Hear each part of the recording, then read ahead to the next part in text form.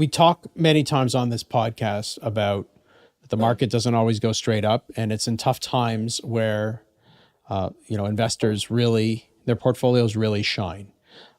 Where it's impossible to dance in and out of the markets and to time when the markets are going to recover, when there's going to be eventually this good news announcement that these tariffs are over or they're reducing or what have you, right? And so it could be painful for a period of time, but at some point in time, as always, the market is going to figure out that the end is near and the market will start to recover. We can't point out to any specific day. It could be a good news announcement day, or it could just be that the sellers have exhausted themselves.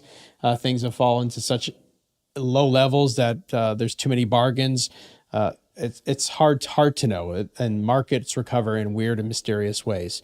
So as for investors, as fiduciaries for your long-term money, we want to stick exactly. This is another crisis that we're in with, but the same playbook.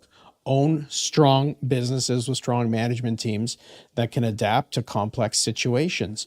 This is not the time for us to become heroes and start buying smaller companies or trying to buy companies that we think will win as soon as the tariff announcements end.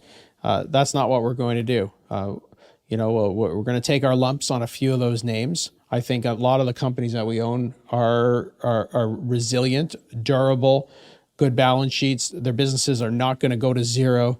And so there's really no point for us to take any action whatsoever on any of them. And if need be, we will take action.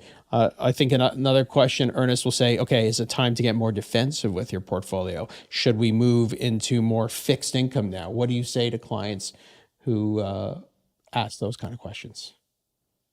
Well, I think the question about whether you should be moving more to fixed income is less about like where you think the individual stocks are going to do, and more about whether you it's more of a financial planning question. Yes. And more about is this money that you actually need to survive on and that you can't lose? Yeah. Because if you can't tolerate a 10% drop in the market, yeah, then probably you shouldn't have that many stocks to begin with in the first place.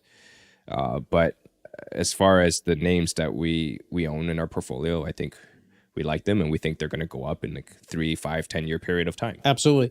And it's not like when stocks fall that bonds get more attractive, right? Bond yields are lower today than they were a few months ago.